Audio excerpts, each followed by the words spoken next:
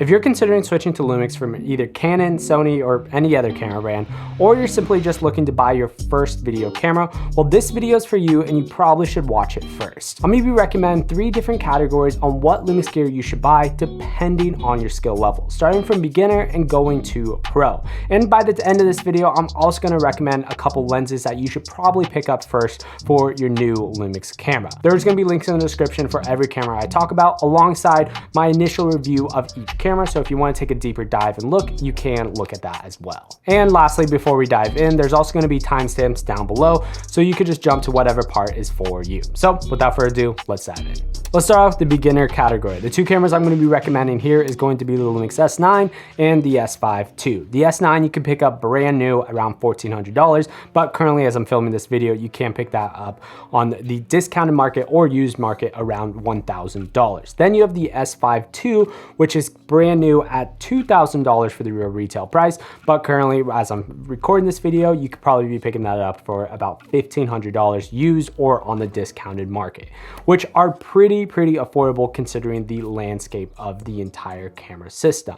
Now, before I talk about what these 2 cameras can do and why I would recommend them to beginners, just for any LUMIX fanboys that are listening to this part of the video, reason I do not recommend picking up any Micro Four Third gear in 2025 and on is just because of how capable the full frame sensors and, personally speaking, the better image overall, or how much easier it is to get a better image from a full frame sensor. It just makes a lot more financial sense if you're going to be investing into lenses and different ecosystems, just to invest in what the future seems like is going all for full frame and not as much as Micro Four Third gear. So let's talk about what these 2 cameras can do. Both these cameras are going to be performing the exact same. There's only going to be one major difference, which is going to be your body design. On the S9 specifically, it's a more minimalistic design that's super low key and low profile. Then on the S5ii is going to be a little bit more complex. There's going to be extra buttons. You have a viewfinder. You're going to have a hot shoe. If none of this even makes any sense to you, this camera just has a lot more features on the physical design that you can grow into slowly if you want to pursue video more.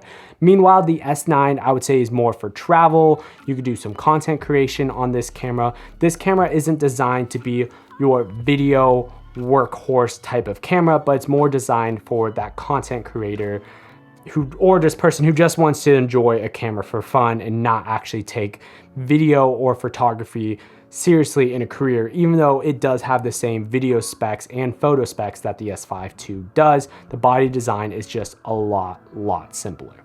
Now, talking about some of the video specs, I'm not going to be deep diving into any of that. There's going to be links for all of these cameras on the initial reviews that I've done for each of these cameras in this video itself. So I won't talk about that, but just a couple highlight things. The S5ii and the S9 can both shoot 6K open gate, 24 and 30 frames a second. That just basically means you have a 3:2 aspect ratio that you can record your entire sensor, which most other mirrorless camera brands like Sony or Canon or even Nikon can't even do at this current moment. You do get a bunch of pro video features like shutter angle and things like that, but that is really near here or there. The next really cool feature they do have, which I'm actually using right now because of how small the file sizes is going to be your MP4 Lite settings, which is going to be shooting in a 3.8K 30 frames a second. The cool thing with this is when you pair it up with the LUMIX Lab app, which is basically an app that can connect to your camera, and you can send your JPEG photos, your RAW photos, and your MP4 Lite videos. As soon as you take a photo or stop recording the video, they'll instantly transfer to your phone, or later on you can select whatever photos or whatever MP4 Lite videos that you've taken and then transfer them onto your phone and edit them directly on your phone, which is really great for any type of content creation, especially if you are a social media manager and you want to post high quality stories on Instagram right there from a professional camera. You can do that with the S9, the S5ii, and also all the other cameras I'm going to be talking about today in this video. So the last thing I do want to touch point on again is those body designs. If you're more specifically thinking about getting into video and photo professionally speaking, well, the S5 II will just make more sense because it has a viewfinder, you have a fan in it, you have full-size HDMI, you're going to be able to grow into that camera as a video workhorse camera. Meanwhile, the S9 is definitely a great camera, but it's more for probably people who've already owned other video cameras or just someone that's looking for a fun, super minimalistic, tiny camera. I do have a video comparing these two cameras on my channel, so if you're interested, you could definitely watch that as well. Let's move on to the intermediate category. The two cameras I'm going to be recommending here is going to be the S5iiX and the S1ii. Let's start off with the S5iiX. This camera is going to be coming around $2,200 at the brand new, but currently right now you can get this around $1,700 on the used and discounted market, which is pretty affordable with what you can do. Now, in terms of internally speaking, these have the exact same video specs as the S5 II and the S9, being able to shoot 6K open gate, you have MP4 Lite, but there's a couple added extra benefits. For example, you can record ProRes internally into the camera, and then you can record ProRes RAW and Blackmagic RAW externally via video recorders like the Atomos or the Blackmagic Assist. And one other thing the S5iiX can do, which the S5 II can also do, but I want to mention it specifically for about intermediate shooters in this part of the video, is you're able to have your videos record proxies in real time to a separate SD card, and if you're connected to a Wi-Fi or internet hotspot, you can have your proxies in real time be sent over via the cloud, so camera to cloud, to frame.io, so you can have an editor remotely be editing the video as you're recording it. This is ideal for if you are a wedding filmmaker or event filmmaker and you even want your raw photos to be getting sent over, or you just want clients to be viewing your photos in real time and they can pick their selects in real time, so when you get home after the shoot, all your selects are already picked from your client or anything like that. The proxy workflow is really nice to have. Then the second camera I would recommend in the intermediate category is going to be the brand new S1ii, which is coming around $2,500, which this camera just launched. So this camera is not currently, as I'm recording this video, on the discounted or used market, but I would imagine it eventually will drop down in price over time. Now, what this camera does have, it has the exact same features and specs that the S5iiX does, including the proxies, including the ProRes internally, but there's a couple extra added benefits with the S1ii. Some of the extra benefits are going to be your CineScope 2 4x1, which is shooting 6K 60 frames a second. Now, there is still that APS-C crop in all the cameras so far that I mentioned in 4K 60 frames a second and 48 frames a second, but with the S1ii, since you can shoot in CineScope 2 4x1, which is going to be recording in a wider format, you can shoot that in 6K 60 frames a second. Now, when you're going to be pitting this in a 16:9 timeline, that is going to be actually a 1.3x crop instead of the APS-C crop, which is a 1.5x crop that the S5 II and S5iiX and even the S9 have when you're filming in 48 or 60 frames a second. The big advantage when you are shooting in a 2 4x1 or CineScope on the S1ii is going to be the fact that you can still move your image left and right depending if you're in a 16:9 format. And then if you're shooting an aspect ratio, for example, 2:1, which is ideal for YouTube and having your video be the full width of a phone, then you're going to be able to move that video left and right just a little bit more, and it's only going to be a 1.1x crop instead of a 1.3x crop on a 16:9 timeline. The only video setting that the S5iiX has and the S1ii doesn't have is going to be the MP4 Lite, so your 3.8K open gate light in 30 frames a second is not possible currently on the S1ii. What is possible though, that is a huge advantage for the ProRes RAW lovers out there, is going to be able to shoot internal ProRes RAW on the S1ii. You can shoot up to 5.8K, I believe up to 30 frames a second, and 4K up to 60 frames a second. This will have a pixel by pixel crop, so similar to an APS-C crop, it's going to be about a 1.5x crop on your image, but you are going to be able to shoot ProRes RAW internally, and you can also have on a separate SD card be recording proxies in real time. The greatest part is there's also no limitations on recording to your SSD or recording to a CF Express Type B card or SD card slot. And you did hear me right, the S5 II, the S5iiX both have 2 SD card slots. Meanwhile, on the S1iiE, it's only going to be having 1 SD card slot and 1 CF Express Type B card. And then on the S9, it's only 1 SD card slot.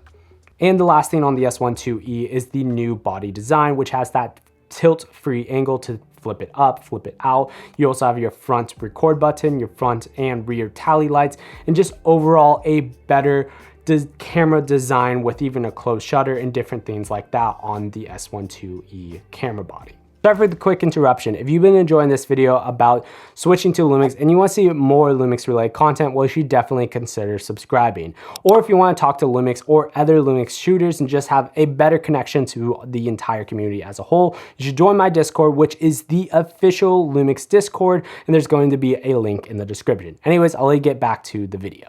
Let's move on to the final category, which is going to be for my pro shooters. The 2 cameras I'm going to be recommending here are going to be the S1R Mark II and the S1 II. Both of these are the flagship cameras from LUMIX currently right now, with the S1 II being more of a video hybrid camera and the S1R2 being the photo hybrid camera.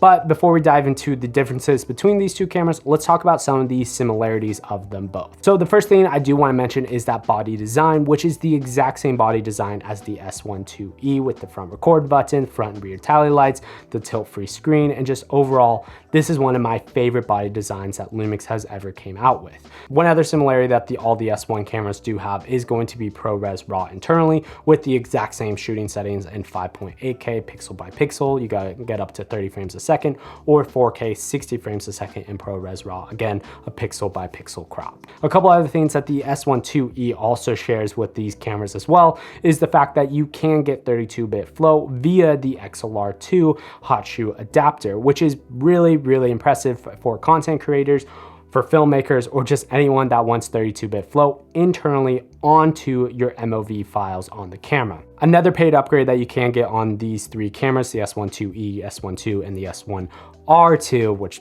wow, there's a lot of cameras, is going to be that ARRILOG C3, which again is going to be a paid upgrade to have ARRI color science internally on your cameras and have ARRILOG C3 directly being what you're shooting, which is pretty cool on a LUMIX camera. There's definitely a lot more similarities between these 3 cameras and just in general all the LUMIX cameras.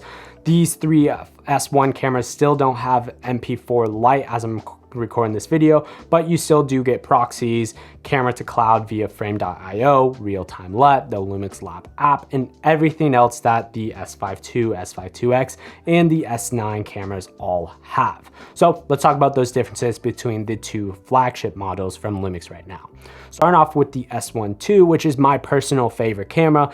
This camera is going to be coming around $3,200 for USD, brand new. Again, this camera just launched, so there's not really a discounted or used market for it yet, but with time, I imagine that would happen. A couple things to know about this camera specifically: this is a 24 megapixel sensor camera. You do and are able to shoot 6K open gate up to 30 frames a second in this camera, but what's even cooler is you can also shoot 5.1K open gate up to 48 and 60 frames a second, being a downsampled image on your sensor. This camera is also able to shoot 4K 120 frames a second and 1080 240 frames a second with a 1.17x crop on your image. It is worth noting you do lose subject tracking in terms of autofocus, but you still are having phase detect autofocus on your camera. You're just losing the subject tracking. Or if you want to keep subject tracking, you can shoot in Cine 4K in a 17:9 aspect ratio in up to 96 frames a second and still maintain subject tracking. And the last big highlight feature for the S1 II, in my opinion, is going to be the 14 stops of dynamic range, or you can get up to 15 stops of dynamic range with the boost mode turned on, which is, I've been really impressed with the dynamic range performance out of the S1 II overall, and it just looks really good. And the last camera I want to talk about is going to be the S1R Mark II, which is going to be coming around $3,300. Brand new. Now this camera did just launch, so it might be a little bit more on the used market, but I don't imagine there's going to be a huge used or discounted market yet for this camera model. Which again, this is going to be the photo first camera with still really good video specs. So it is worth noting this is a 44 megapixel sensor, so you're going to be getting a higher megapixel photo. So if you prefer having your photo performance be a lot better than your video performance, while the S1R Mark II would make more sense. In terms of the video, you do get 8K, which no other LUMIX camera currently does shoot 8K up to 24 and 30 frames a second, and you get 6.4K up to 30 frames a second. There is going to be a firmware update later on, getting you 8K open gate and I believe also 7K open gate, but currently as I'm recording this video, there is still no open gate 48 and 60 frames a second on the S1R2. What you do also get though is going to be 4K 48 and 60 frames a second, but it does have a 1.1x crop on the image itself. Technically speaking, it's still using the full sensor width, but on the image, if you're going from 4K 24 frames a second and then jumping up to 4K 48 or 60 frames a second, there will be a 1.1x crop. And then lastly, you do have 4K 120 frames a second, which has the exact same crop as the S1 being 1.17x crop, but there is no 1080 240 frames a second on this specific camera. The last thing I want to touch point on in the pro category of this video is going to be that there is no proper cinema camera from LUMIX besides the EVA1, which released a long time ago.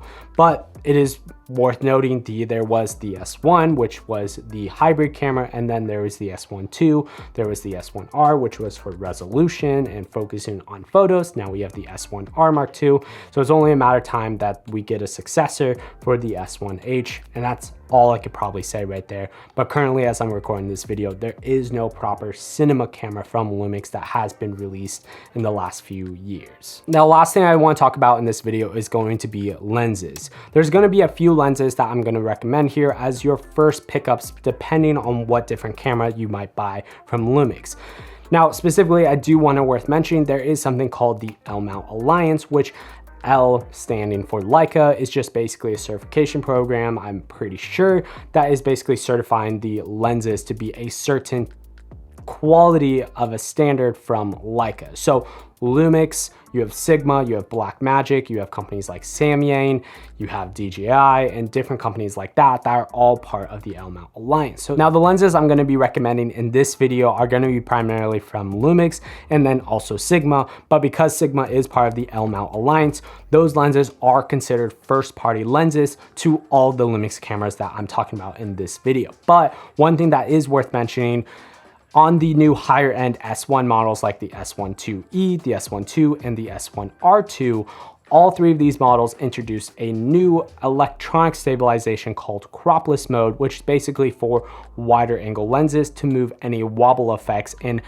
digitally stabilize your footage without cropping into your image. Currently, cropless stabilization only works on LUMIX specific lenses. So if you might be considering picking up a Sigma lens like a 24-70, for example, while it is worth noting that you are going to be losing the cropless stabilization when you're using any other lens that's not specifically from LUMIX. That's just one thing worth noting before I talk about the different lenses that I'm going to recommend. My first go-to lenses that I would recommend picking up is going to end up depending on what your budget is, but it's going to be the 24-70 or the 24-60 from Sigma or LUMIX. You can't really go wrong with any of these lenses. What I personally have is the 24-70 f2.8 from LUMIX. This is kind of the go of your first and only lens you really need to own, but they also did introduce the 24-60 f2.8, which is a lighter version and a lot more affordable than the 24-70. If you do want that extra focal length and you're okay losing the cropless stabilization depending on what model you get, well, Sigma also offers a bunch of great options like your 28-70, your 24-70. They also even have a 28-105 f2.8. It just depends on your budget, but I do highly recommend even if you're on the budget side, it's worth the extra money having some type of 24-60, 24-70, or even a 24-105.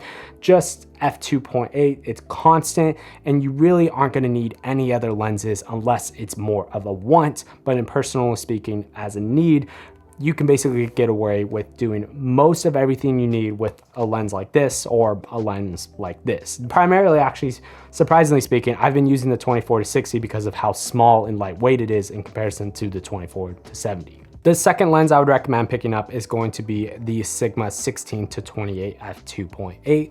LUMIX does offer a 16-35mm, but I believe it's more expensive and it's an f4.